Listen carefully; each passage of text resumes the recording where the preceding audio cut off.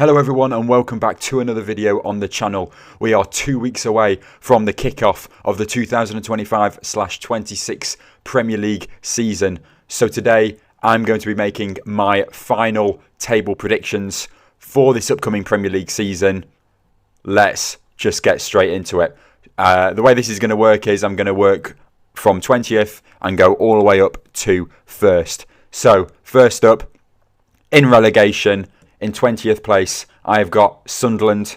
In 19th place, I've got Burnley. And in 18th place, I've got Leeds United. Very, very boring, I know. But the Premier League is just so strong now. And I don't want it to happen. It's unfortunate. But I think we're going to see the exact same thing that happened last season, where the 3 promoted sides will all get relegated at the end of the season. If you just have a look at all their potential relegation battle contenders, the quality difference between the clubs is just massive. And it's not like these 3 clubs are just not giving it a go. They've been busy in the transfer window. They've been making some decent signings. Sunderland have picked up a Dingra from Brighton for around 20 million, Diarra from Strasbourg for around 20 million, brought in Granit Xhaka from Bayer Leverkusen for around 20 million, Enzo Laffi from Roma for around 20 million. Burnley have brought in Kyle Walker, Alex Tuanzebe, made 3 signings that they had on loan last season permanent with Zian Fleming, Jadon Anthony and Marcus Edwards. And Leeds United bringing in Sean Longstaff from Newcastle United, Lucas Lemaitre from Wolfsburg, Lucas Perry from Lyon, Anton Stach from Hoffenheim. All 3 of these clubs are bringing in players with quality. These are just individuals, and to survive in the Premier League, you need like a full 11 of quality. And I just think, as I said, it's going to be too much for these 3 clubs, and we're going to see exactly what we saw last season. If I had to pick one of these 3 to somehow survive next season, I would probably back Leeds United, obviously me putting them in my final relegation spot, but it's very, very unlikely, unfortunately. So Sunderland, Burnley and Leeds United to get relegated. Now moving on to the teams just surviving, and when I mean just surviving, probably surviving by a good like 10-15 points. In my 17th place, I have got Crystal Palace. Now this one might be a bit of a surprising one. Of course, winners of the FA Cup last season, finished pretty comfortably in mid-table, but just as seasons gone by, Palace have found themselves quite low down. So far, they haven't done anything big in the transfer window, and I'm just thinking with them also being in Europa Conference League next season, that's going to be big for them. So surely that's got to be top priority, and all it'll take is a little bit of a bad run of form, few results that don't go your way, and you will find yourselves at the lower end of the table. But as I said, the difference between survival and relegation this season, I think it's going to be big. So I don't fear for Palace going down at all, but I am going to put them in my 17th place. Next up, in 16th place, I have got Wolverhampton Wanderers. Put on an amazing run of form at the end of last season to survive. I think they'll survive again this season. But yeah, they'll find themselves at the lower end of the table, but no worries for Wolves at all. So in my 15th place. And then finally, to complete the row, in my 15th place, maybe the biggest surprise of the video yet, but I have got Nottingham Forest, which, as I said with Palace, they're going to be in Europe next season, the Europa League. That is going to be absolutely massive for Nottingham Forest. So they're going to have full focus on that competition for sure. The fans are definitely going to want to do well in that. Of course, to do well in both competitions, you've got to have squad depth with quality players like the big clubs do, but I don't think Nottingham Forest will be able to cope with that. I do think we'll see a drop-off from them. I don't think it'll be bad in terms of their survival in the Premier League in years to come. I do think they will stay a Premier League club for quite some time, but I do think them coming back to around like 15th place in the table is back to their level. But anyway, now we're going to go on to lower mid-table. In 14th place, I have got Brentford. Of course, first season without Thomas Frank. I do still think that they have enough quality in the squad to have a decent season next season. Of course, they'll have to do it without Brian Mbeumo, who has moved to Manchester United for around 70 million. Christian Norgard has gone to Arsenal. Also lost Mark Flecken as well. But they have brought in Kelleher as their new goalkeeper. Also, Jordan Henderson, who, of course, for top-level Premier League, is way past it, but he's still a very decent, solid option for a team like Brentford. So I think Brentford, they'll do all right next season. 14th place for me. And then moving on to 13th, I have got Bournemouth. I think we'll see another solid season from them. They have lost some big names like Dean Huijsen, who's gone to Real Madrid for a reported 50 million fee. Kerkez to Liverpool for a reported 40 million. So I think we'll see maybe a little drop off from what we did last season, but absolutely no worries from a Bournemouth point of view for me. I think we'll have a solid season. All of the teams from now on are going to have solid mid-table finishes. So Bournemouth in my 13th. Moving on to 12th place, I have got West Ham United. Had a pretty poor season last season. Didn't really manage to get going at all at any stage in terms of like stringing a few good games together or going on a good run. But I do think we will see an improvement under Graham Potter. So I am putting them up into 12th place. I think it'll be a good improvement on last season and a solid season for West Ham. And then my final team before we move on to the top 10, in 11th place, I have got Brighton. They've brought in Tom Watson from Sunderland, Maxime de Kuiper from Club Bruges, and then their big signing so far of the window, Costelas from Olympiacos. The big name that they have lost, though, is João Pedro, who has moved to Chelsea for 60 million. I think we'll see a solid season from Brighton. For me, I think this season we're going to see the return of some of the big clubs with the big names that have maybe dropped off over the last few seasons, return back to the top of the table. And that doesn't mean that all these other clubs are going to have a bad season. I still think this is going to be a solid season for the teams like Brighton, West Ham, Bournemouth, Brentford. The next team that's up that I have got finishing in my 10th place, I have got Everton. I think we're going to see a massive improvement from this club under David Moyes. We saw the improvement when he came in at the end of last season. I think it's only going to get better moving on into this season. They brought in Tierno Barry from Villarreal for around 30 million. Also brought in Alcaraz for around 15 million from Flamenco. And I think we're seeing a new, fresh Everton team to go along with the new stadium for this season. I think we're going to see a great season from Everton. So in my 10th place, Everton. In 9th place, I've got Fulham. They had a great season last season. I think we're going to see exactly what we saw last season. I think they're going to keep consistent with it. And nothing more to say. Fulham, 9th place. They're going to have another top season. And now we've got the final 8 teams left to go. These are going to be fighting for the European places. In my 8th place, I have got Newcastle United. I think we're going to see a little bit of a drop-off from Newcastle.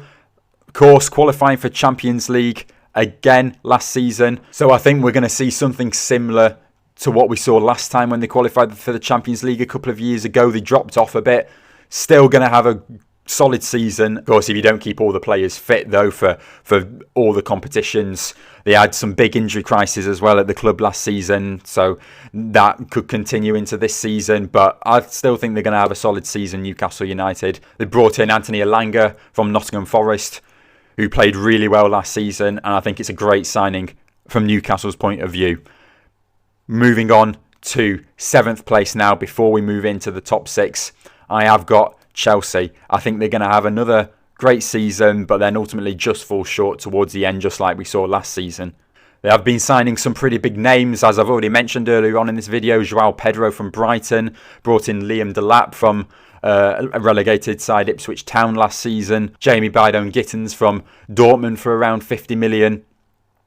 Now, they have also lost Noni Madueke, who was quite a regular for Chelsea last season, played quite a lot of games for them. He has left Chelsea to join Arsenal, who we are going to come up to in a moment's time.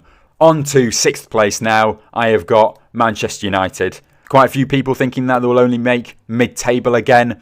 As I said earlier, I think this is going to be the return of some of the big name clubs that have dropped off over the last couple of years. Now, I think they're going to return back to the top end of the table. I think Manchester United is going to be one of those teams. Second season under Ruben Amorim, bringing in Brian Mbeumo from Brentford, who had a great season last season. Mateus Cunha, who had a great season with Wolves last season. Still have some of those lazy players that I don't think Amorim wants around anymore, or that they can't really get rid of at the moment. But I think he's slowly, just pushing them to the side a bit and not really including them. I think we're going to see a better Man United squad next season, and I think we're going to see a change at Old Trafford for next season. So yeah, Manchester United not returning to the big time as such, as in like winning titles every year, but I think we're going to see a big improvement from them. Next up, in 5th place, I've got Manchester City. This one's going to be a really interesting one because, of course, Manchester City's first little drop off, if you can call it that, still had a great season. I know there's all the memes around them. As soon as a big club doesn't really win the title, they've fallen off or whatever. They're still going to have a solid season, but I just think with all the big teams around them, it's going to be really difficult. Man City, they're not the team that they were a couple of years ago. They've lost a lot of quality players. A lot of the quality players back then have got a bit older, and we're going to start to see a new Manchester City being formed, and I still think we're going to see a great season from them. Bringing in Ain't Nori from Wolverhampton Wanderers, Rayan Cherki from Lyon. They are good players. Are they the great players that a team like Manchester City that wants to compete with Liverpool and Arsenal type of signings? Not really. I think we'll see some good games with Manchester City next season against top 4 opponents. I don't think they'll threaten the title race though. So moving on to 4th place. Notice that Tottenham are still left. 4th place, I have got Aston Villa. Unai Emery is one of the top managers in not only just the Premier League, but in the world. And as long as Aston Villa can keep hold of him, they're going to be fine. So Aston Villa, for me, they're going to have another great season next season. They've got squad depth with quality players in there. So I don't think they're going to have any concerns next season, and we're going to see a great season from them. And I think we're going to see them as high as 4th come the end of the season. So yeah, I really do think that they're going to push on under Unai Emery. And now top 3, Arsenal, Liverpool, Tottenham. There's going to be a lot of people, maybe even all of you, that are watching that are going to be so shocked that Tottenham's still left in this. They are up next. In my 3rd place, got Tottenham. And this one, I may have overestimated them, but I think this is going to be either between Tottenham or Nottingham Forest. But I think the Tottenham one is going to be my biggest out there prediction in the video for next season.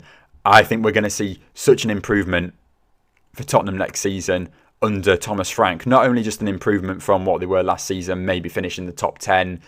I think we're going to see them, as I said, I may have overdone it a bit with Tottenham, but we're going to see them up there. And yeah, this one's going to be my boldest prediction out of the lot. And this could completely backfire, but I know what Thomas Frank has done at a team like Brentford. I can't wait to see if he can actually get Tottenham back up the table. And as I said, my bold prediction, I'm going to say that he's going to do something with them next season. And look, the only way is to wait and find out. But Tottenham, I've got to finish in my top 6. I definitely think that they're going to finish top 4 at least as well. So yeah, Tottenham in my 3rd place. And then we've got the title fight between Liverpool and Arsenal. Before I reveal my 2nd and 1st, let me speak about some of the transfers that they've made. Arsenal have finally signed a big name striker, Gyökeres, for around 60 million, who had been linked with Manchester United pretty much all window. He's finally joined the Premier League, but has joined Arsenal. This is going to be quite a big one to look out for because, of course, he's never played in the Premier League. Amazing record in the Portuguese league. And it's going to be one to see how well he actually does because, again, he's unproven in the Premier League. I think he's going to do really, really well. And also alongside with Gyökeres, they've signed Noni Madueke from Chelsea, who I mentioned earlier, to move London rivals just like that. It's got to take some thinking. You've got to be bold doing that. And I think with Arsenal, we're going to see another title race with them. On to Liverpool now, who they didn't really need any improving in the transfer window. They've already got a title-winning squad there. They have got the best team in the world. They've already got solid foundations. Now bring in Wirtz for over 100 million from Bayer Leverkusen, also his teammate from Leverkusen, Frimpong, to replace Trent Alexander-Arnold, who I do think Trent overall is the better option out of the two. Of course, you had to replace him with someone, with Trent leaving.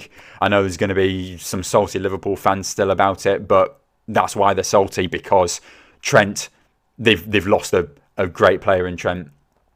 But I still think that they're going to lift the trophy come the end of the season. Arsenal just missing out again in my second place, and then Liverpool to retain the Premier League title and come top. So that is my final table prediction for next season. If you did enjoy, please do leave a like. Subscribe to the channel if you haven't done already. Plenty of football content coming throughout the season. So stay tuned for that. I'll see you all in my next video. Bye.